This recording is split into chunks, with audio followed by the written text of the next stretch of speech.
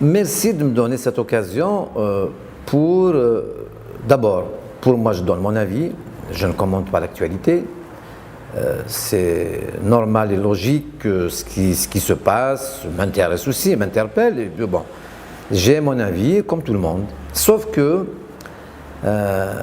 chez moi, ici à Alger, en Algérie,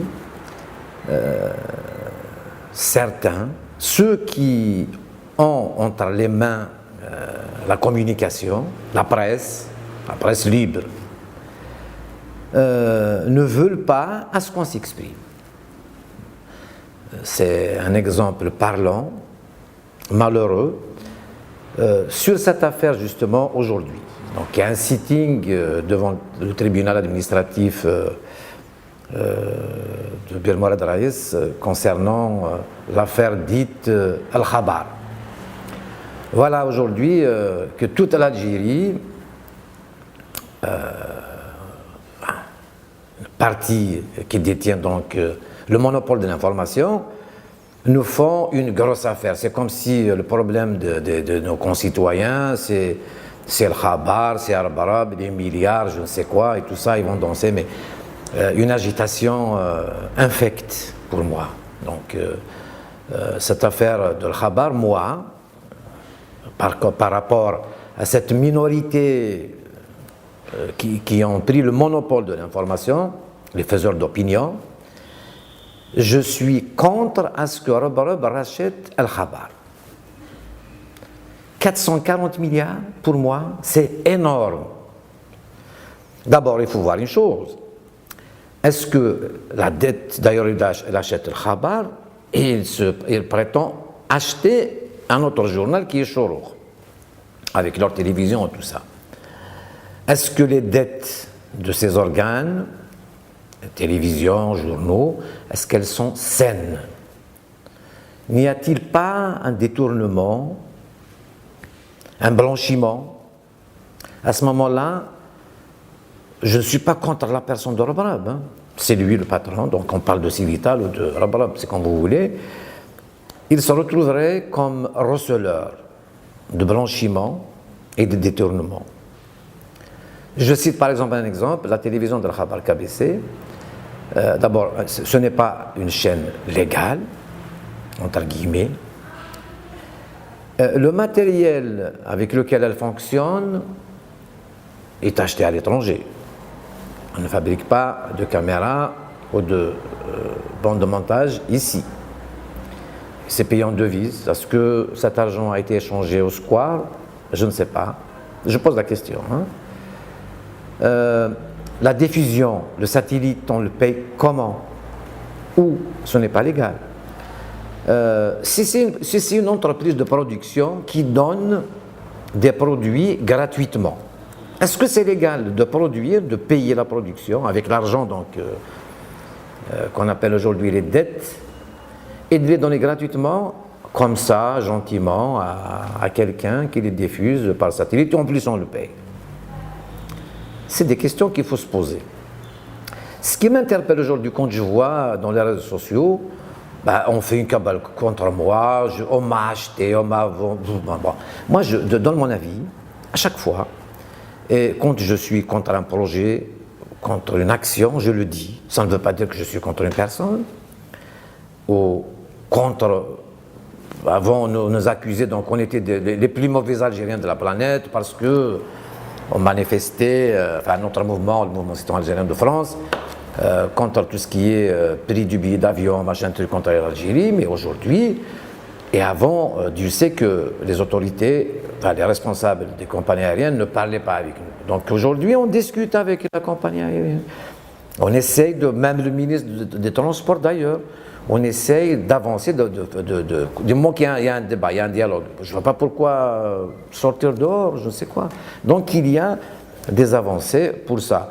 On m'accuse aussi de faire la campagne de Bouteflika. J'étais contre le troisième mandat, contre la révision de la Constitution.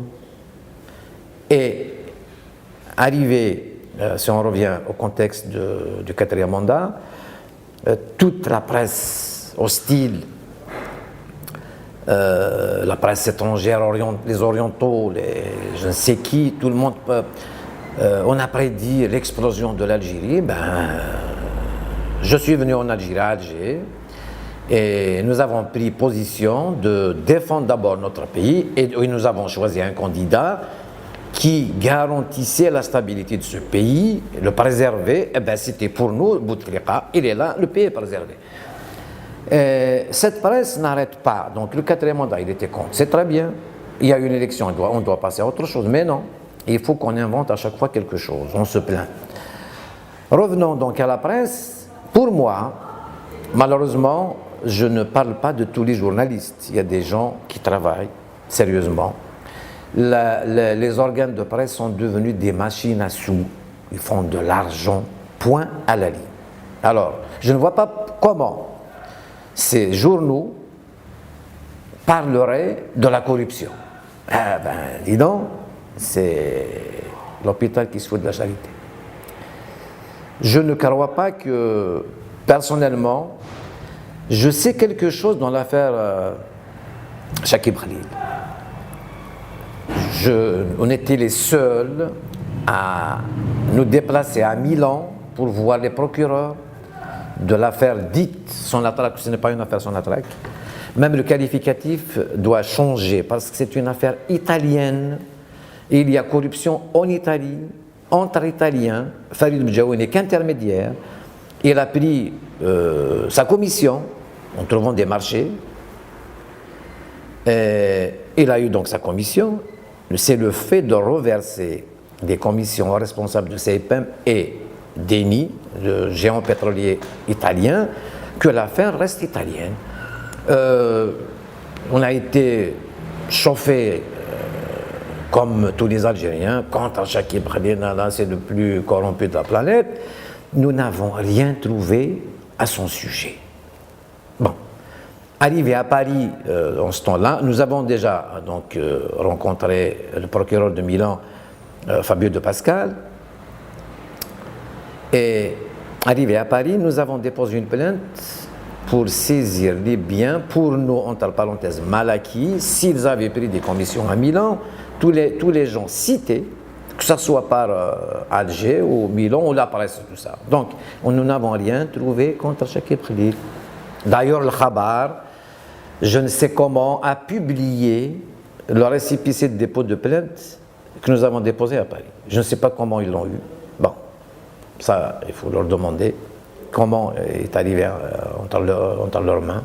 Ça, c'est une question qu'il faut poser donc à Al-Khabar.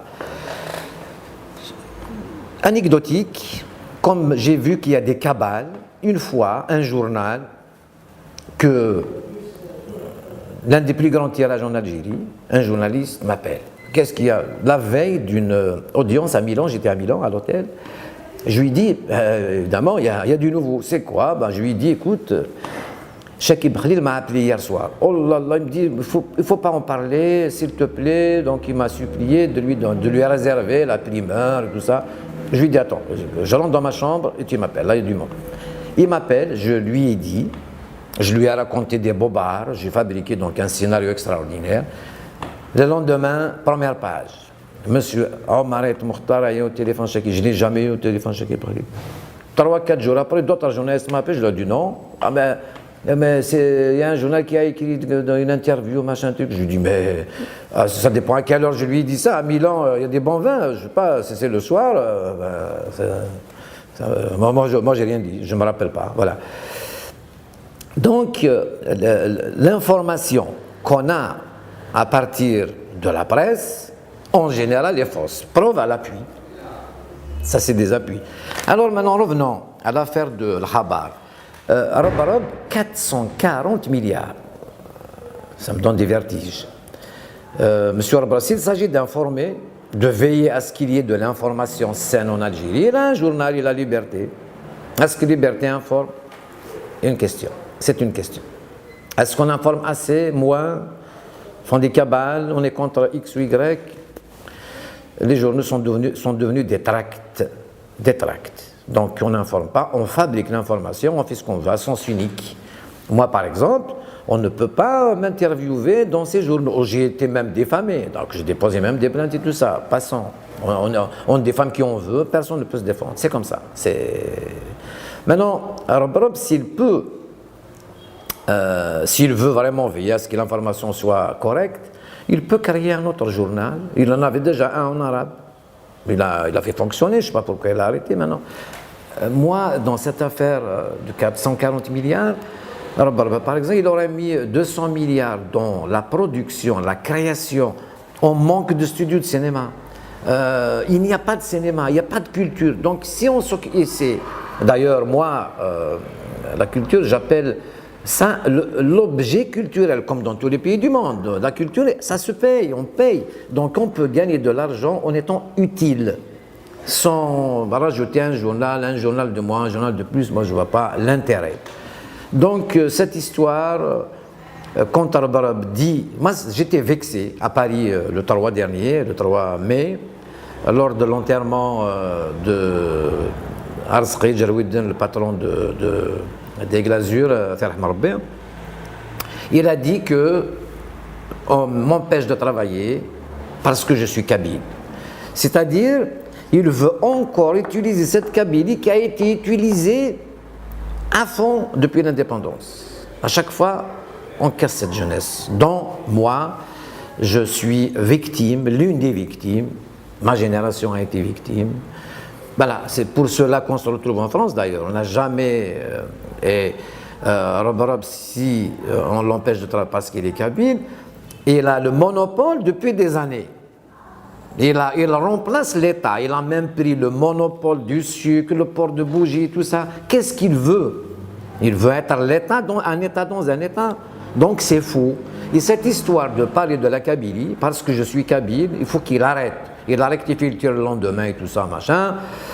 Ça, ce n'est pas c'est mon devoir de dire qu'il arrête de parler de cette Kabylie. Qu'est-ce qu'il a donné à cette Kabylie, Rabrab? Qu'est-ce qu'il lui a donné? Il a été acheté l'Ardéja, par exemple, c'est une source qui appartenait à l'État. Il apporte quoi à cette Kabylie, à part faire du profit? Est-ce qu'il a fait participer le village Garan? Ils n'étaient pas d'accord d'abord. Au départ, je me suis mis contre eux. Ils ont raison. Parce qu'ils profitent de quoi, ces gens-là? L'emploi, ben, bien sûr, il va y avoir une centaine d'emplois. Ça, c'est clair. Ces bouteilles ne vont pas venir téléguidées par je ne sais qui. Donc, il faut des emplois, bien évidemment. Donc, tout ça, le profit, l'histoire, quand il parle de clan, ben lui, on peut l'accuser de clan, d'appartenir à un clan aussi. Ben c'est normal. Parlons de politique. Il fait de la politique. C'est lui qui a fait la campagne, la première, la deuxième campagne de Bouteflika. Parce que ses maîtres étaient d'accord. Et la toute dernière campagne, il a fait la campagne de bénéfice. Personne ne lui reproche. Ben voilà, maintenant, s'il utilise ça pour dire je suis victime, ben, il faut qu'il arrête. Il faut qu'on lui donne le port je ne sais où, tout ça, mais c'est bon là. Et sortir de l'argent à l'étranger, les fonds et tout ça, mais il est comme tout le monde. Monsieur Rabrab n'est pas blanc comme neige, hein. Je regrette. S'il y a du trafic dans tout ce qui est importation de véhicules, il en est un. Si on voit par exemple sa fille, on dit, il veut nous dire qu'il était, on l'empêchait de sortir son argent. Donc je crois qu'il y a un ministre qui lui a répondu, mais il en a sorti de l'argent il y a longtemps. Comment sa fille possède une usine, une entreprise à Aubervilliers, rue du Lundi, donc en région parisienne, Islam Mondial? C'est lui, mais comment il l'a eu? Comment il a payé ce truc-là? Donc, c'est des questions. Je ne veux pas franchement sombrer dans les polémiques, mais est-ce qu'on mobilise les gens et tout ça? Deux journaux qui font des pétitions pour dire il y a de l'injustice, et puis on voit Louisa Hannoun, Khalid Datoumi, le Bendir et tout ça. Mais moi, je revois la campagne électorale du 4e mandat, on est contre, on est pour, on est... Donc, on ne parle pas du fond de la chose. Comment aider ce pays où il y a du soleil, 3/4 des 24 heures? Comment on a de l'énergie, il y a un gâchis énorme. Comment on peut aider ce pays?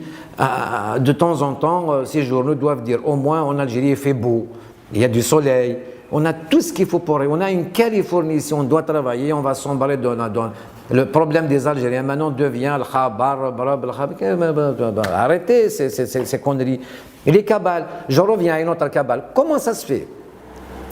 Des journalistes qui acceptent à ce qu'un journal français publie plus de 23 articles en 24 heures contre Abdeslam Bouchouar.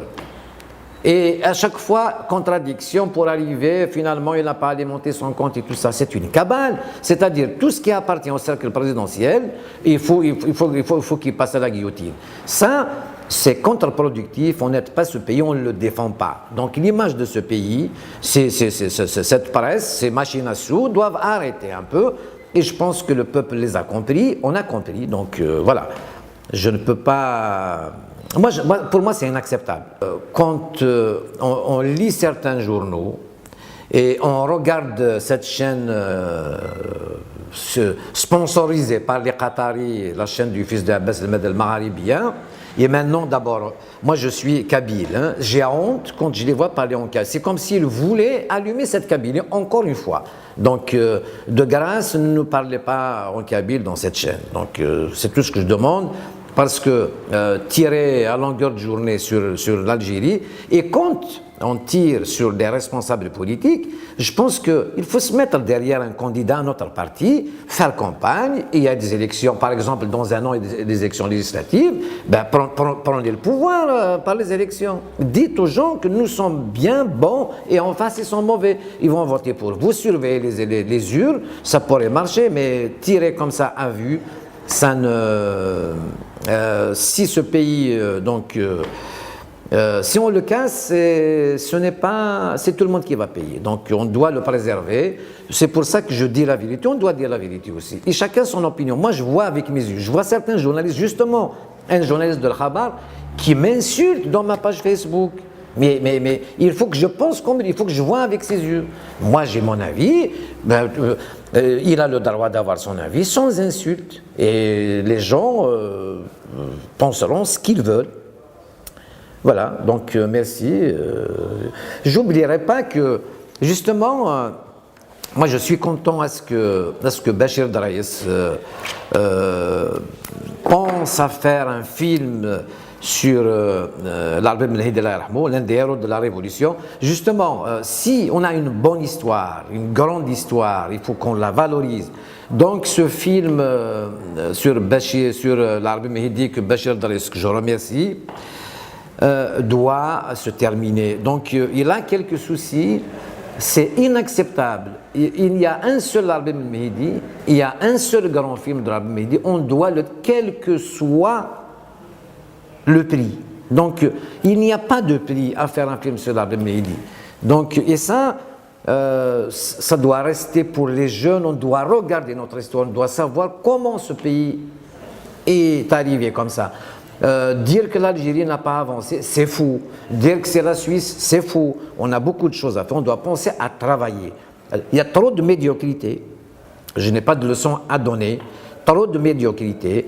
C'est comme si on ne veut pas être algérien, on veut être autre chose. On veut être plus oriental que les orientaux, plus arabe que les arabes.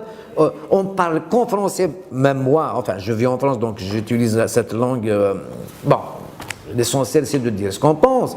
Quand hier j'ai fait un commentaire sur le chef du forum des chefs d'entreprise, donc Ali Haddad. Je dois signaler que depuis qu'il est là, il organise les entreprises, il travaille, il fait un travail extraordinaire. Par contre, je l'ai allumé un tout petit peu, je lui ai dit, le chef des entreprises, le chef des entrepreneurs chinois, il parle en chinois, le MEDEF en France, il parle en français, mais toi tu dois parler en arabe ou en kabyle. Et je lui ai dit encore, entre parenthèses, tu ne maîtrises pas bien la langue française, donc parle en kabyle ou en arabe. Tu fais du bon travail, mais pourquoi tu le gâches avec une communication comme ça? Ben, je lui ai dit clairement, donc voilà, moi il haram l'arabe, mais je dis ce que je pense. Peut-être je lui ai même dit que Sinon, on prend des cours gratuitement d'allocution et tout ça, de phonétique. Chab Khaled, qu'on appelait Zikni, comme il a dit lui, maintenant il maîtrise le français. Et ben voilà, donc, parce qu'il est tombé entre les mains de Barclay, qui lui a exigé de faire des cours de français pour améliorer son français. Donc, Ali Haddad, s'il voit donc, ce reportage, il ne faut pas qu'il se dise que Omar El Mokhtar est content. Au contraire, je suis pour lui, il fait du bon travail, mais qu'il parle. En plus, c'est une langue nationale, une langue officielle. Il parle en kabyle, il est kabyle, non en arabe. Voilà. Je vais te rajouter encore une chose. Donc, j'aime bien donner mon avis, on en a parlé tout à l'heure. Le FLN version Saïdani, depuis qu'il a été donc, élu secrétaire général, ils sont deux incidents depuis qui me déplaisent. Hein. La première, c'est au sujet du FLN de France. Ces gens-là, que ce soit leur communication, ils n'ont même pas la capacité d'analyser la chose, autrement agir. C'est de la diversion, de par-ci par-là, des petites paroles, des petits coupons de journaux. Ils ne maîtrisent rien. Là, je l'ai vérifié. Deuxième chose, ça fait 15 jours, certains députés, on dit proche de Saïd Dani, veulent empêcher un ministre de la République de rentrer dans l'enceinte de la PN. Mais laissez-moi rire, ce n'est pas normal. Et je ne l'ai pas vu. Donc là, on arrive à croire ce que disent les gens, les discussions de café, que c'est des coups bas de Saïd Dani contre tel ou tel ou tel ou tel. Ça doit s'arrêter. Enfin, moi, depuis l'élection présidentielle, j'ai fait l'élection présidentielle du président de la République en France, derrière le député Boras. On m'a invité au 10e congrès, j'étais congressiste, j'ai participé, ça m'a plu. Je me suis dit, il y a un grand parti où il peut y avoir un débat. Jusqu'à aujourd'hui, il n'y a aucun débat. Donc, ils nous ont fait croire qu'il y a un débat, il n'y a pas de débat. On ne peut pas provoquer un débat. Donc, c'est-à-dire, on est en train de reproduire les mêmes scénarios qu'avant. Moi, par exemple, devant la caméra, je ne l'accepterai pas. Je le dirai à temps. Et cette manière de fonctionner, Saïd Dani doit arrêter d'attaquer je ne sais qui. Les attaques, ce n'est pas avec un parti politique. Un parti politique doit avoir un programme, il doit l'améliorer, il doit faire des débats internes. On doit faire des propositions, on doit écouter tout le monde. Sinon, il n'aura pas un chat à la PN la prochaine fois. Et je serai l'un des artisans de cette action.